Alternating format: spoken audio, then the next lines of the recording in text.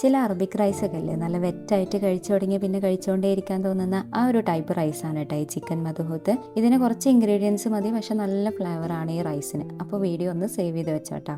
അപ്പോൾ ഇതെങ്ങനെയാണ് ഉണ്ടാക്കുന്നത് നോക്കാം. So let's cook. ഇതിനായിട്ട് സവാളയും 2 തക്കാളി ഒരു ജാറിലിട്ട് ഒന്ന് പേസ്റ്റ് ആക്കി എടുക്കാം കേട്ടോ. ഈ റൈസിന് ആവശ്യമായിട്ടുള്ള സ്പൈസസ് ഒന്ന് പൊടിച്ചെടുക്കുക. അതിനായിട്ട് കുറച്ച് മല്ലി, ചെറിയ ജീരകം, കുരുമുളക്, കരിയാമ്പു, ഏലക്കായ, പട്ടയും ഒരു ബേ ലീവ്സ് ഇട്ട് ഇത് നന്നായിട്ടൊന്ന് റോസ്റ്റ് ചെയ്തെടുക്കുക. ഇനി കുക്കറിലേക്ക് കുറച്ച് ഒലിവ് ഓയിൽ ഒഴിച്ച് ചെറിയ ജീരകം ഇട്ട് കൊടുക്കുക. ഇനിയിപ്പോൾ ഒലിവ് ഓയിൽ ഇല്ലെങ്കിൽ സൺഫ്ലവർ ഓയിൽ എടുക്കുക കേട്ടോ. ഒരു table spoon ginger garlic paste add ചെയ്ത് നന്നായിട്ടൊന്ന് സോട്ട് ചെയ്തെടുക്കുക. ഇനി ചെറുതാക്കി ചോപ്പ് ചെയ്തിട്ടുള്ള ക്യാപ്സിക്കം ഇട്ട് കൊടുക്കുക. ജസ്റ്റ് ഒന്ന് മിക്സ് ചെയ്തതിന് ശേഷം നേരത്തെ അരച്ച് വെച്ചിട്ടുള്ള പേസ്റ്റ് ആഡ് ചെയ്ത് പച്ചമുളക് ഇട്ട് കൊടുത്ത് ഓയിൽ തെളിയുന്നത് വരെ ഒന്ന് കുക്ക് ചെയ്തെടുക്കാട്ടോ. ഇനി കുറച്ച് കാശ്മീരി പൗഡർ, മഞ്ഞൾപ്പൊടി, നേരത്തെ പൊടിച്ചെടുത്ത സ്പൈസസ് ഇട്ട് കൊടുക്കുക. 2 മാഗി ക്യൂബ് ഇട്ട് അതിന്റെ റോ ടേസ്റ്റ് മാറുന്നത് വരെ ഒന്ന് കുക്ക് ചെയ്തെടുക്കുക. ഇതിലേക്ക് സ്കിന്നുള്ള ചിക്കൻ ഇട്ട് കൊടുക്കാട്ടോ. സ്കിന്നുള്ള ചിക്കൻ ഇടുമ്പോൾ നല്ല ടേസ്റ്റ് ആണ് കേട്ടോ ഈ റൈസിന്. അതുകൊണ്ട് സ്കിന്നുള്ള ചിക്കൻ തന്നെ ഇടാൻ നോക്കാം. ഞാൻ ചെറുതായിട്ട് ചിക്കൻ ഒന്ന് വരഞ്ഞു കൊടുത്തിട്ടുണ്ട് ചിക്കനിലൊന്ന് മസാല പിടിക്കാൻ വേണ്ടിയിട്ട്. ആവശ്യത്തിനുള്ള ഉപ്പ് ആഡ് ചെയ്ത് കൊടുത്ത് അരമണിക്കൂർ സോക്ക് ചെയ്ത് വെച്ചിട്ടുള്ള ബസ്മതി റൈസ് ഇട്ട് കൊടുക്കാട്ടോ. ഇതിനി മീഡിയം ടു ഹൈ ഫ്ലെയിമിൽ വെച്ച് ഒരൊറ്റ വിസിലടിക്കുക. ഫ്ലെയിം ഓഫ് ചെയ്ത് അതിന്റെ കംപ്ലീറ്റ് ആയി പോയതിനു ശേഷം ഈ കുക്കറിന്റെ ലിഡ് തുറന്നാൽ മതി.